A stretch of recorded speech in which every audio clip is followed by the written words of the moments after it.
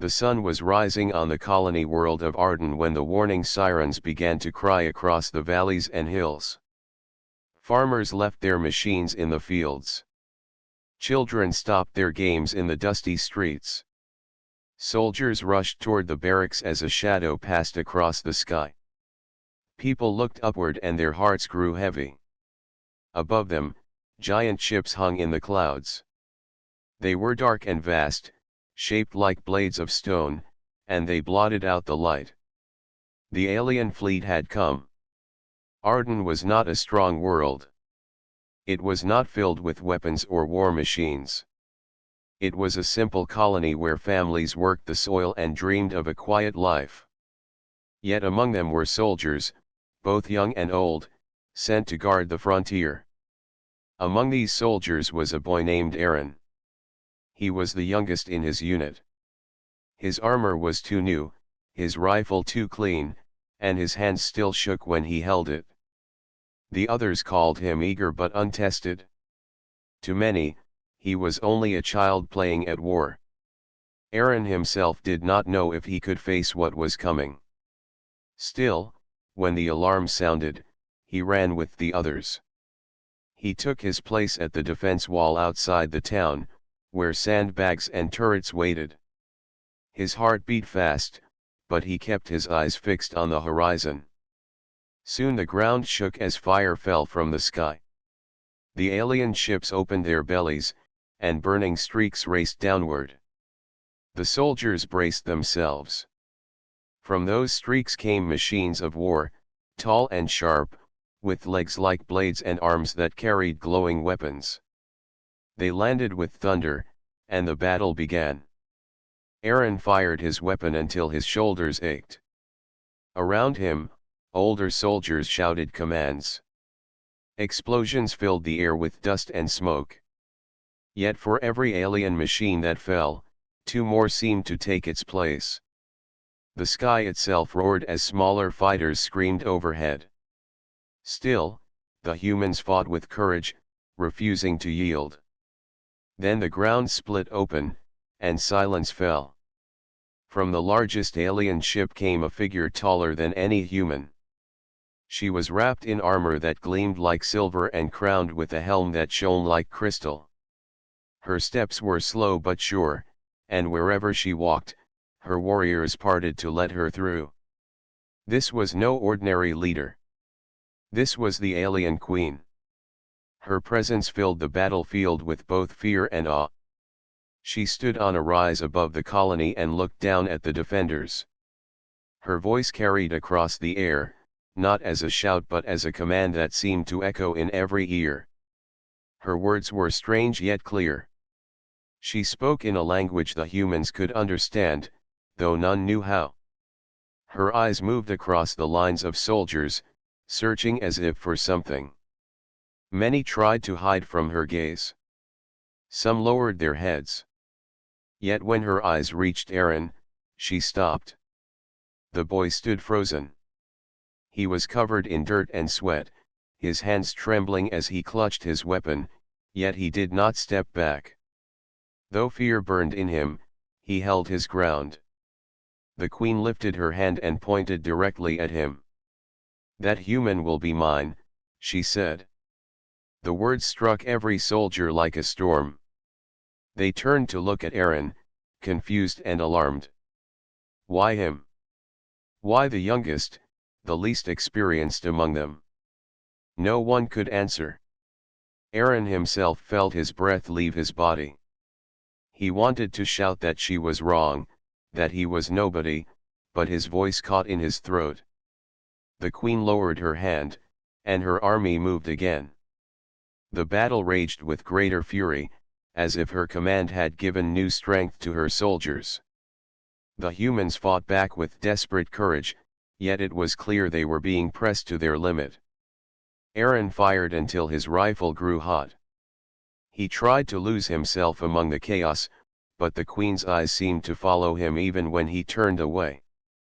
As the day stretched on, the defense lines began to break. The humans were forced back step by step. Still, they did not surrender. Aaron's commander ordered them to hold the town at any cost, but the soldiers knew they could not win by force alone. The alien army was too vast, too advanced. Yet in the heart of that hopeless fight, something strange was happening. The queen did not order the destruction of the colony. She did not command her army to burn everything as other conquerors had done. Instead, her focus remained fixed on Aaron. She spared him again and again, even when alien fire should have struck him down. The soldiers began to whisper among themselves. Was the queen playing with them? Was she planning some darker purpose? No one knew. As the sun set and the battlefield glowed with fire, Aaron felt the weight of her words pressing on his spirit. He did not understand why she had chosen him. He did not understand what it meant. But he knew one thing with certainty. From this moment onward, his life would no longer be his own. And in the shadows of the alien fleet above, the eyes of the queen gleamed with an interest that no one could explain. The night after the queen's arrival was filled with fire and smoke. The colony of Arden was no longer quiet farmland. It had become a battlefield where cries of courage mixed with the roar of alien engines. Human soldiers fought bravely, but the enemy was stronger in number and weapon. Many wondered how long they could last. Among them, Aaron still stood with his unit. His hands were blistered from holding his rifle for too long. His body ached from running and fighting without rest. Yet his mind was not on the pain. His thoughts circled around the strange words of the alien queen. She had chosen him, the youngest soldier, the least trained. No reason was given. No answer was clear. When the second wave of alien machines descended, the human defense broke. Explosions threw dust into the air. Soldiers shouted to fall back to the inner walls. Aaron tried to follow, but the ground shook beneath his feet as one of the alien walkers landed before him. Its shadow covered him like a mountain. Its metal claws reached forward, and before he could raise his weapon, it struck. The world spun around him. The breath left his body, and darkness closed in. He heard distant voices calling his name, but he could not move. The sound of battle faded, replaced by silence that pressed against his ears. When Aaron woke, he was no longer on the battlefield. He lay on a smooth surface that glowed faintly beneath him. The air was cool, filled with a faint hum that seemed to come from the walls themselves. He sat up slowly, his head heavy, and saw that he was inside a chamber unlike anything built by human hands. The walls were alive with shifting lights, like rivers of energy flowing in glass. He realized with a shiver that he was aboard the alien ship. Aaron stood and looked around. There were no windows, only doors that opened without sound when touched. He followed the faint light down a passageway until two tall guards appeared before him. They were armored in dark metal, their faces hidden behind masks with glowing eyes. Without a word, they turned and gestured for him to follow. He had no weapon, no chance to fight, but he straightened his back and walked. His heart pounded with fear, yet he would not let them see him break. The guards led him into a vast chamber where a throne of shining crystal stood upon a raised platform. Upon the throne sat the alien queen. She was taller than any human, her armor shaped like silver fire. Her crown gleamed with sharp points that caught the light of the chamber. When her eyes met his, they shone with a strange mixture of command and curiosity. She did not look at him as a prisoner but as something else, something she had claimed. The guard stepped aside, leaving Aaron alone before her. "You are awake," the queen said. Her voice carried through the air, calm but firm. "I knew you would not fall so easily." Aaron swallowed hard. He wanted to speak with strength, yet his voice trembled. Why me? I am only a soldier. Others are braver, stronger, wiser. Why would you choose me? The queen rose from her throne and stepped closer. Her movements were graceful yet powerful, each step echoing on the smooth floor. She circled him slowly, as if studying every detail. You do not see it, she said. But I see it. In your eyes there is something my people have forgotten. Your body is young, your skill untested, yet you did not lower your gaze when I stood upon the battlefield. You did not run. Even in fear, you stood. Aaron felt his face grow warm, but he shook his head. I was afraid. I still am. Fear is not weakness, the queen replied. Fear gives strength to those who face it. My warriors know no fear. They have forgotten how to fight with heart. That is why I have chosen you. Aaron was silent. He could not understand her words fully, but he knew she spoke with honesty. Still, he clenched his fists. If you expect me to serve you, you are mistaken. I will not betray my people. The queen tilted her head, her expression unreadable. I do not seek your betrayal. I seek your truth. In time, you will understand. She lifted her hand, and the walls of the chamber shimmered. Strange symbols glowed in the air, forming patterns that shifted like stars. Aaron realized they were tests, puzzles of light and shape. The queen gestured toward them. Show me, she said. Aaron hesitated. He did not know these symbols, but something in their design felt like a challenge, almost like riddles waiting for answers. Slowly, he reached out and touched one. The light shifted. With each movement of his hand, the shapes responded, forming new paths. He worked through the puzzle with instinct rather than knowledge. To his surprise, the pattern aligned, and the chamber pulsed with light. The queen's eyes widened slightly. Her advisors, who had been watching silently from the shadows, murmured with disbelief. He solved it, one whispered.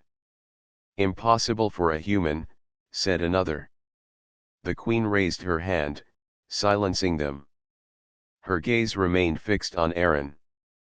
You see, she said softly, almost to herself. There is more to you than you know. Aaron lowered his hand, breathing hard. He did not feel like a hero. He felt confused, lost, and trapped in the heart of an enemy ship. Yet the queen's words echoed inside him. She saw something in him, something even he did not believe in. As the guards led him away from the throne room, he could not shake the feeling that his life had changed forever. He was no longer just a soldier defending a colony. He had become the focus of a queen whose power stretched across the stars. And though fear still held him, another thought began to rise within his heart. Perhaps, against all odds, he had been chosen for a reason. Aaron did not sleep that night. His mind raced with the memory of the puzzle he had solved in the queen's throne room. He had never seen such symbols before, yet his hands had moved as if they already knew the answers. He could still feel the queen's eyes on him, calm yet searching, as though she had seen more than just a young soldier in that moment. He sat alone in a chamber that had no window and no door handle. The walls glowed faintly, keeping the air cool and clean. Food appeared on a shining plate each morning, placed there by unseen hands. He was not treated as a slave, but he was not free either. The silence of the place pressed on his thoughts. When the door opened at last, the tall guard stood waiting. Aaron rose, his body still sore from the capture, and followed them through the endless passages of the alien ship. The hall seemed alive, pulsing with energy that ran like veins through glass. The ship was more than metal, more than machine. It felt like something that breathed. At the end of the hall, the doors opened to a wide chamber. The alien queen stood there, her silver armor shining like the heart of a star. Around her stood her council, tall figures wrapped in long cloaks, their eyes cold and doubtful. They did not look at Aaron with curiosity.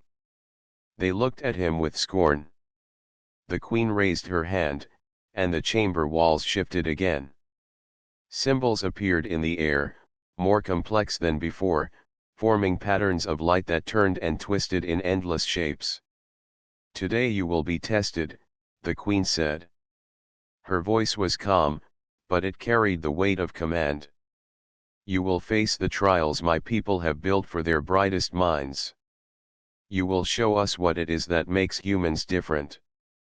Aaron's chest tightened. He had never asked for this. He wanted to be back on Arden, standing beside his unit, no matter how hopeless the battle was. But here he was, in the heart of an alien ship, with every eye fixed on him. If he refused, they might kill him. If he failed, he would prove their doubts true. He took a slow breath and nodded. The first test began. A sphere of light appeared before him, filled with spinning fragments. Each fragment glowed with a different color, moving in random patterns. The Queen's Council whispered that no outsider could understand the design. Yet Aaron stepped closer and studied the sphere. He noticed that some fragments moved faster, while others slowed, and together they formed a rhythm. Like a song. He lifted his hand and touched the fragments. With each touch, the rhythm changed, growing clearer. He thought of the farm machines back home, how his father had taught him to listen for the beat of their engines. He moved the fragments into place, and at last the sphere glowed bright. The room filled with a soft hum of approval. The Queen's eyes sparkled. Her council grew silent. The second test began. A series of shifting bridges formed over a pit of light. The bridges moved faster each time Aaron stepped forward. He had no weapon, no tool, only his balance and focus. He thought of the hills near his colony where he had run as a child, leaping across streams and climbing rocks. He moved quickly, steadying himself, and at last reached the other side.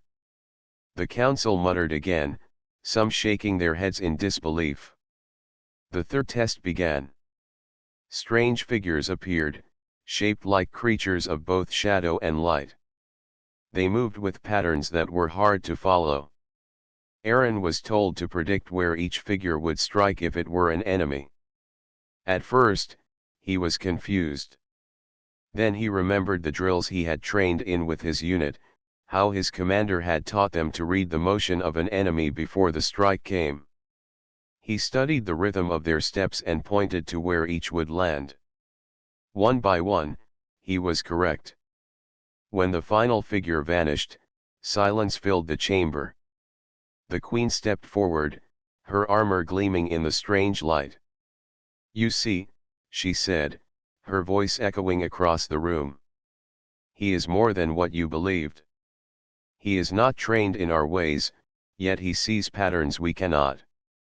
He does not fight as we do, yet he endures. This is why I chose him." Her council did not cheer. Some lowered their heads, some whispered among themselves, but none dared speak against her in that moment. Aaron stood with his hands clenched at his sides. He was tired, his body aching, his mind heavy. He had passed the tests, but he did not feel like a victor. He felt like a pawn moved on a board he did not understand. He looked at the Queen and spoke, his voice low but steady. "Why do you test me? What do you want from me?" The Queen studied him for a long moment before she answered. "I want to remember. My people once had what you carry within you, but we lost it. We became strong, but empty. You, Aaron of Arden, may show us what was lost." Her words confused him, but there was no mocking in her tone. She spoke with honesty, with a weight that pressed deep into his thoughts. The guards returned to lead him away, but as he left the chamber, Aaron noticed something. The queen was no longer looking at him as a mere soldier, nor even as a prize she had claimed. She looked at him as if he was a mirror, reflecting something she had long searched for. Aaron walked in silence, his mind troubled. He had passed her tests, but he did not know if he had won anything. He only knew that his place in the story was growing larger, and he could not escape it now. Aaron sat in his chamber, his mind still replaying the strange tests of the day before. He could not understand why the alien queen had chosen him or why she looked at him as if he carried answers even she did not know. He was only a young soldier from a farming colony. He had no great wisdom, no powerful skill, and yet she seemed to believe he had something her entire empire had lost. The door opened again, and instead of the guards, the queen herself entered. She wore no crown this time, only a long cloak that shimmered like water. Her armor was still silver, but the sharp edges were softer, less threatening. For the first time, she looked less like a conqueror and more like a being who carried great weight on her shoulders. "You wonder why I test you," she said, her voice calm. "You wonder why I choose you among all others." Aaron stood, uncertain if he should bow, salute, or remain still. He simply met her eyes. "I do not understand," he admitted. "I am not special. My people back home did not even think I was ready for war. Why do you see something in me that I cannot see in myself?" The queen studied him with quiet patience. "Because you carry what my people no longer carry. You face fear but you still act. You are small in body, yet you stand tall in spirit. You do not give up, even when defeat surrounds you.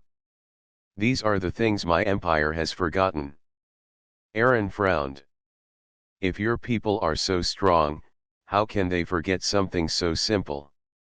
She turned and walked slowly across the chamber, her cloak trailing behind her like liquid light. "Strength without heart is only hollow power. My empire has grown vast. We conquer worlds, build fleets, and command the stars. Yet we have lost the fire that once guided us. We live by order, by rules, by obedience. There is no courage in our hearts, only command." Aaron listened in silence. For the first time, he saw the queen not as a distant enemy but as a leader burdened by her own people's emptiness. She spoke not with pride but with sadness. "Why tell me this?"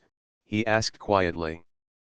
"Because I must know if your kind can remind us of what we lost," she said.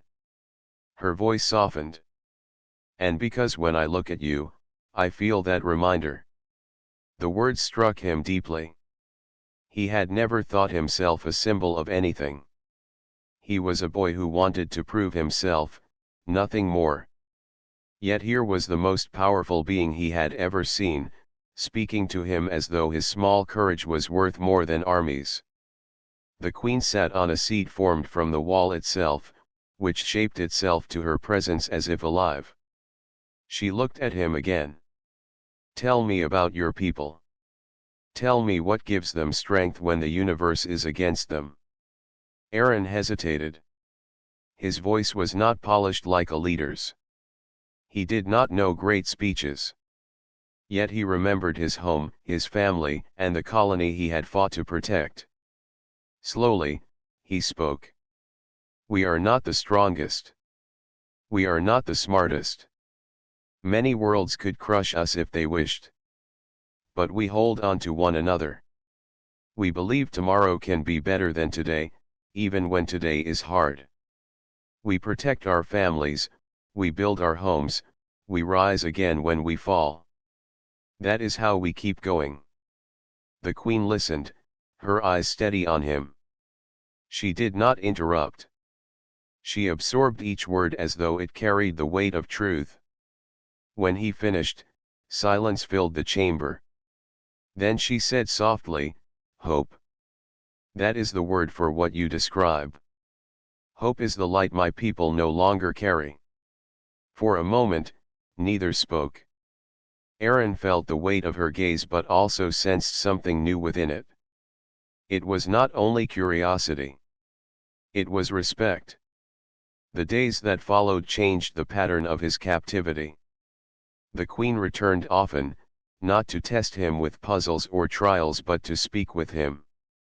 She asked about human families, about how children were raised, about why humans laughed even when they suffered.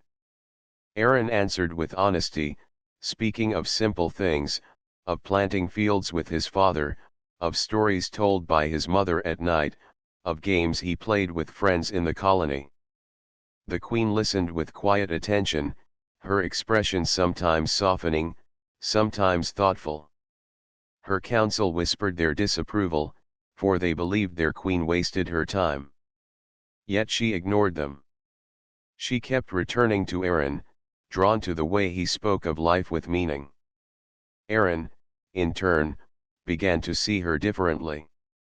He had feared her, hated her, and wished to escape her presence. Yet with each meeting, he began to notice the weight she carried. She was powerful, but she was lonely. She ruled over a vast empire, yet she searched for something that power could not give. One evening, when the chamber lights dimmed to mimic night, she said, "Your people fight with heart. Mine fight only with command. Tell me, Aaron, which is stronger?" He thought for a moment before replying. "Command can build armies. But heart can make even the smallest army stand against the greatest. Without heart, command is only fear. With heart, even fear can be faced." The queen was silent for a long time after his words. At last, she nodded. "Perhaps that is why I chose you." Aaron felt the truth of it settle within him. He no longer thought of himself only as a prisoner. Something larger was unfolding, something he could not yet name. He and the queen were from worlds apart, enemies by every law of war, yet somehow a bond was forming between them. It was not the bond of conqueror and captive. It was something else, something that would change both of them if it grew stronger. And though Aaron did not yet understand its full meaning, he knew this bond would decide the fate of more than himself. It would decide the fate of two worlds. The days aboard the alien ship passed slowly, yet each day felt heavier than the last. Aaron no longer spent his time only in silence. The queen often returned to his chamber, asking questions, listening to his stories, and sharing her own thoughts about her people and their empire. To Aaron, it felt strange to speak so freely with the very being who had invaded his world. Yet something inside him told him their talks were important. Still, not everyone around the queen shared her interest in him. The council members grew restless. They whispered in the dark halls, their voices filled with doubt and anger. They did not understand why their queen gave so much attention to a young human soldier. To them, he was weak, unworthy, and dangerous only because of the distraction he caused. At last, one of the queen's strongest commanders stepped forward. His name was General Korath. He was taller than the others, his armor sharp and dark like a storm cloud. His voice was cold as stone. "This human weakens you, my queen," Korath said before the council. "He has no place among us. Every moment you spend with him, your empire sees less of your strength. Release him to me, and I will end this distraction forever." The chamber fell silent. The council members nodded in agreement, their eyes fixed on the queen. Yet the queen raised her hand. "No," she said firmly. "He will not be harmed. He is under my protection." Korath did not lower his head. His eyes glowed with challenge. Then let him prove his worth. If you believe this human carries something my people have lost, let him face me. If he fails, he will not trouble us again. If he succeeds, then perhaps he has earned the right to stand before you. The queen's gaze hardened. She knew the danger in Korath's demand. Aaron was not a warrior of her people, not trained in their way of combat. Yet she also knew the council would never rest until their doubts were silenced. Slowly, she turned her eyes to Aaron. "You do not have to accept," she said softly, her voice carrying only to him. "If you refuse, I will keep you safe. But if you face him, you may show them all what I already see." Aaron felt his heart pound. He was only human, and General Korath was a towering figure of alien strength. To fight him seemed impossible. Yet Aaron remembered the faces of the soldiers he had left behind, the colony he had fought to protect, and the stories he had told the queen. If he refused now, he would remain a prisoner, a child in their eyes. But if he accepted, he might prove that humans were more than the council believed. "I will face him," Aaron said. The chamber erupted in whispers, some mocking, some surprised. The queen raised her hand again, and silence returned. The challenge was set. The next day, the arena was prepared within the heart of the ship. It was a wide circle of stone and light, with tall walls that reached into shadow. The council gathered to watch, their eyes sharp with expectation. The queen sat above them on her throne, her expression unreadable. Aaron stood at one end of the arena, unarmed, his hands clenched at his sides. General Korath stood at the other, his armor gleaming, a long staff of black metal in his grip. The queen's voice rang out. "This challenge will not be for death but for truth. If Aaron endures, you will see what I see. If he falls, I will hear no more of him."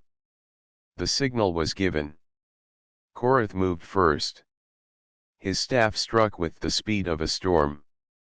Aaron barely leapt aside, the ground shaking where the weapon landed. He scrambled back, his breath sharp in his chest. He had no weapon, no armor, nothing but his mind and his courage. Korath struck again and again, each blow faster than the last. Aaron dodged, rolled, and stumbled, his body aching with effort. He thought of his training back on Arden, the drills where his commander had told him never to fight an enemy's strength directly. Use the ground, use the air, use what they do not see. Aaron began to watch Korath more closely. He noticed the rhythm of his steps, the weight of his swings. Korath was powerful, but he was also predictable. Each strike came with force but followed the same patterns. Aaron waited, his heart steadying, until at last the chance appeared.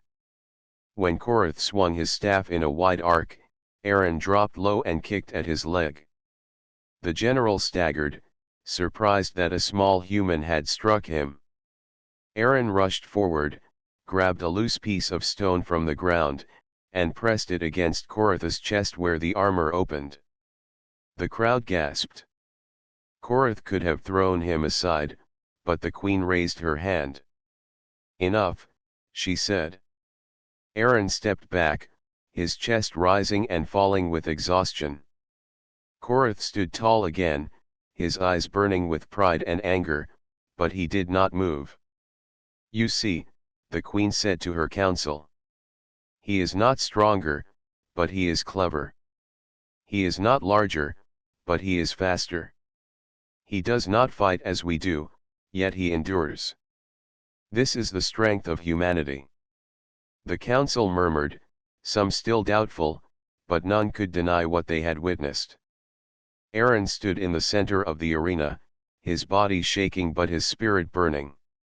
He had faced one of the queen's greatest warriors and endured. For the first time, the council looked at him not as a child but as something more.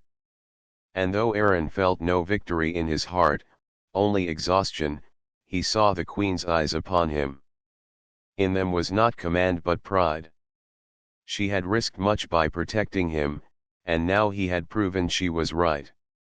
The bond between them grew stronger that day, not only of words but of action. And in the silent corners of the council's hearts, a seed of respect began to grow, though many tried to deny it. The arena challenge had ended, but its echo remained across the alien ship. Aaron's endurance against General Korath was spoken of in whispers through every hall.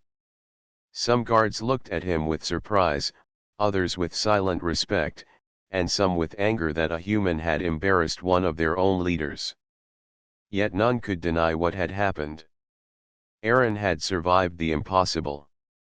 The queen walked beside him as he left the arena.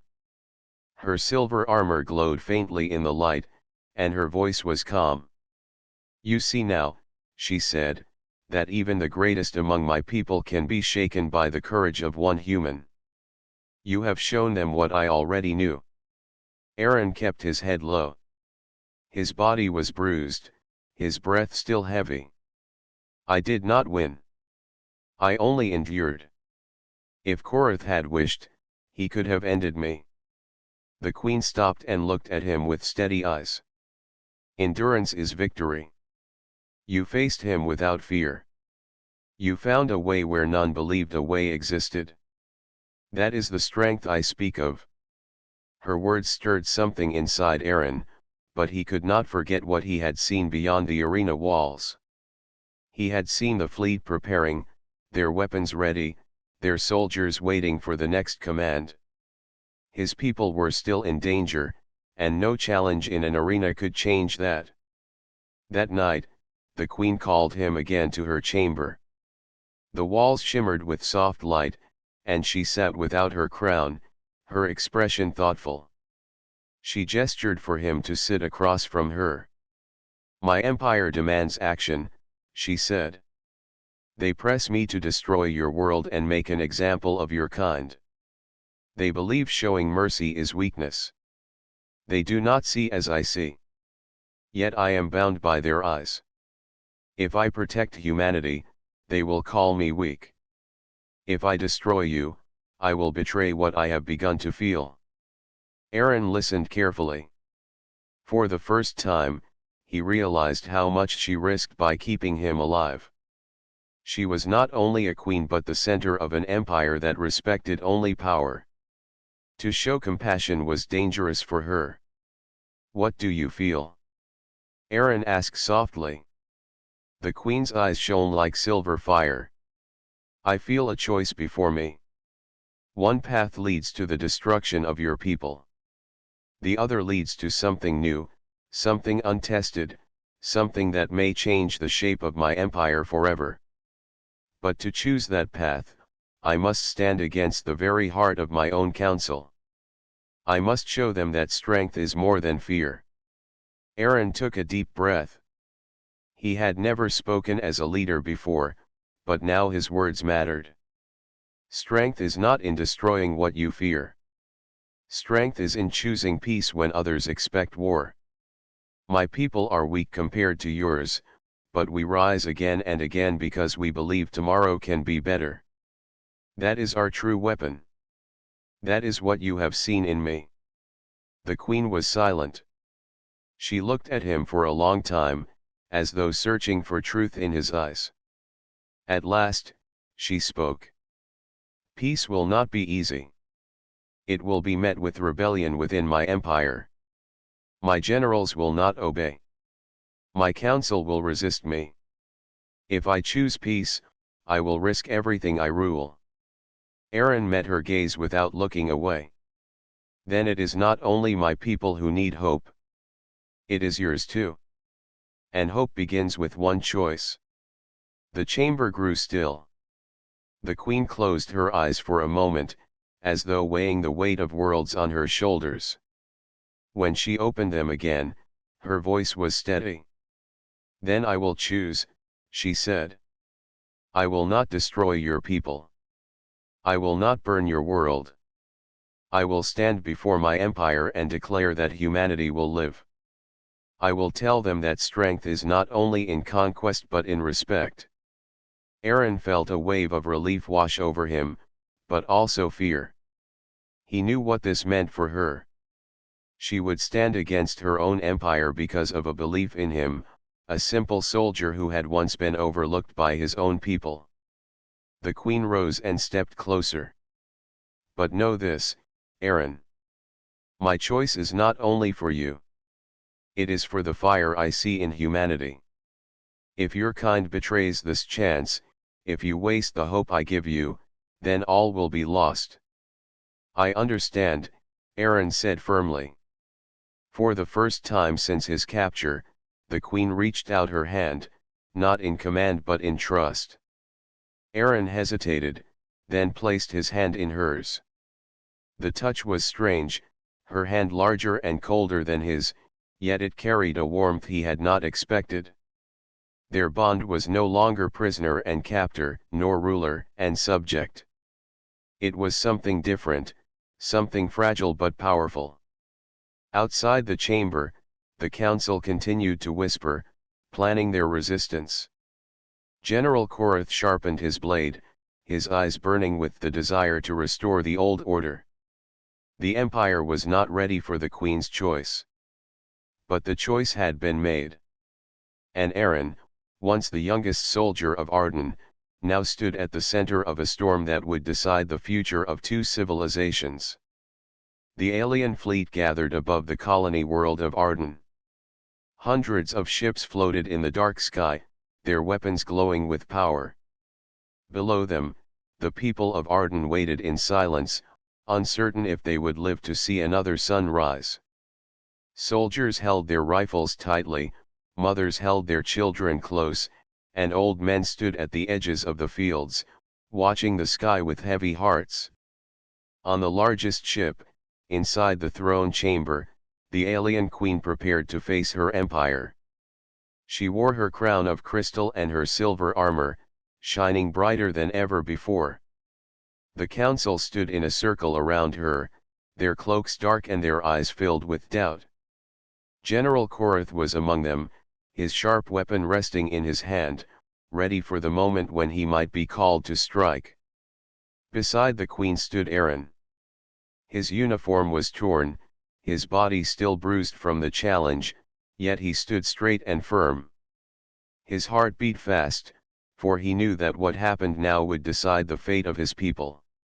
The queen raised her hand, and silence fell across the chamber. Her voice carried through every hall of the ship, broadcast to every vessel in the fleet. It was heard not only by her soldiers but also by the people of Arden below. Today, she said, we stand at a crossroad. For generations, my empire has grown strong through conquest. We have crushed worlds, burned homes, and claimed victory through fear. But strength without heart is hollow. Power without respect is empty. And today I will not lead my people into another hollow victory. Humanity will not be destroyed. Humanity will live. Her words spread across the fleet, shocking both humans and aliens alike. On the ground, the people of Arden raised their heads, listening in disbelief. In the ships above, soldiers shifted uneasily, their hands tightening on their weapons. Korath stepped forward, his voice sharp as steel. This is weakness. You betray your throne, you betray your people. How can a single human change the will of an empire? He is nothing. End him, and your power will remain. The queen did not look away. He is not nothing. He is a reminder. In him, I see what we have lost. In him, I see the fire that once guided us. If we destroy his kind, we destroy the last chance to find our own hearts again. Korath raised his weapon high. Then you are unfit to rule. I challenge your command. The council gasped. Such a challenge was rare, for to stand against the queen was to risk everything. Yet Koratha's voice was filled with certainty, and many in the council nodded in agreement. The queen did not step back. Then the choice is before us. Will we remain chained to conquest, or will we rise to something greater? Before Korath could strike, Aaron stepped forward. His voice was strong, though his body trembled. If you see weakness in me, then fight me again. If you think humanity is nothing, then defeat me before all your people. But know this. Even if I fall, others will rise. We are not strong because of one soldier. We are strong because we carry hope. The chamber filled with murmurs.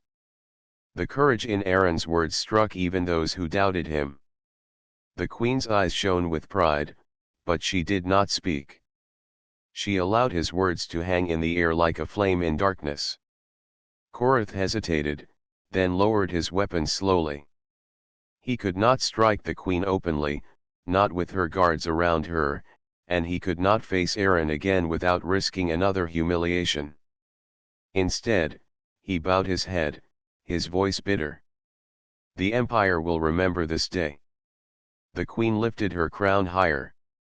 Yes, they will. They will remember the day strength found its heart again.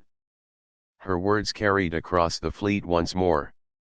Some soldiers still resisted, unwilling to follow this new path. Yet many listened, their eyes softening as they thought of the fire in the young human's courage and the strength in their queen's choice. Down on Arden, the soldiers lowered their weapons slowly. Families stepped out of their shelters, looking at the sky with cautious hope. They had expected fire to fall, yet instead they heard words of peace. Aaron stood beside the queen as she declared her final command. The war ends here. Humanity will be our ally, not our enemy. From this day forward, strength will no longer mean only conquest. It will mean respect. The fleet obeyed. The weapons dimmed. The ships began to rise higher, leaving the skies of Arden clear once more. The people on the ground wept with relief, holding one another as they realized they had been spared. Aaron felt his knees weaken, not from fear but from the weight of what had just happened. He looked at the queen, and for the first time since he had met her, he saw not a conqueror but a leader who had chosen to risk everything for a chance at peace. She met his gaze, her voice soft so only he could hear. You have given me what I thought was lost forever. You have given me hope. Aaron lowered his head, his voice steady. You gave me the chance to prove what it means to be human. Now both our peoples can choose something better. The chamber grew quiet. The choice had been made, and the path ahead would not be easy. There would be rebellion among her generals, doubt among her council, and fear among the humans who had nearly been destroyed. Yet a door had opened that had been closed for generations. The alien queen and the young human soldier had changed the course of history. And as the fleet sailed away into the stars, the people of Arden looked upward, knowing their world had been saved not by great weapons but by the courage of one of their own and the choice of a queen who had remembered her heart.